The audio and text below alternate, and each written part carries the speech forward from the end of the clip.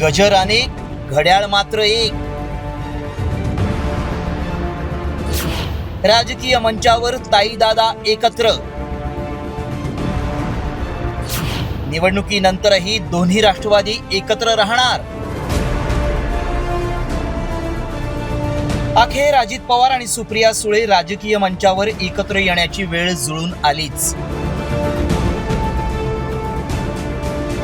आणि त्याला कारण ठरलंय पुणे महापालिकेसाठी अजित पवार आणि शरद पवारांच्या राष्ट्रवादीनं प्रसिद्ध केलेली अष्टावधानी नेतृत्वाची अष्टसूत्री.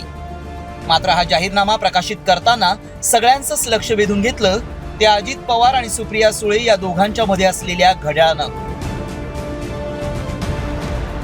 पुणे, पिंपरी चिंचवड आणि परभणीत दोन्ही राष्ट्रवादी एकत्र आले. महापालिका निवडणूक जिंकायचीच असा चंग बांधलेल्या दोन्ही राष्ट्रवादीनं एकत्र प्रचाराचा धडाकाही सुरू केलाय. त्यात आता अजित पवार आणि सुप्रिया सुळेंच्या मध्ये घड्याळ ठेवल्यानं राष्ट्रवादी एकत्र येण्याची चर्चा नव्यानं रंगली आहे. तर अजित पवार आणि सुप्रिया सुळेंनीही या राष्ट्रवादीच्या एकत्रीकरणाबाबत सूचक संकेत दिलेत. याबद्दल काही चर्चा झाली आहे? याबद्दल आम्हाला कोर्टाचे आदेश आहे. आम्ही कोर्टाला मानतो, संविधानाला मानतो, घटनेला मानतो. त्यांनी सांगितलं त्या पद्धतीने करतो.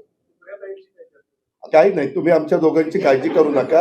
आम्ही बसू आणि चर्चा करू आणि मार्ग काढायचा तर काढू, नाही मार्ग निघाला तर त्या ठिकाणी तसं पुढे जाऊ. आपले काही त्रास. खरं तर राष्ट्रवादीच्या फुटीनंतर अजित पवारांनी थेट राष्ट्रवादी पक्ष आणि चिन्ह घड्याळावरच दावा केला. पक्ष आणि चिन्हाची लढाई सर्वोच्च न्यायालयात सुरू आहे. तर दुसरीकडे लोकसभा आणि विधानसभा निवडणुकीत दोन्ही राष्ट्रवादीच्या नेत्यांनी एकमेकांवर टीकेच्या फैरी झाडल्यात. पुढे घड्याळाची वेळ बदलत गेली आणि एकमेकांवर टोकाची टीका करणारे नेते आधी नगरपालिका आणि आता महापालिका निवडणुकीत भाजपला रोखण्यासाठी एकत्र आले.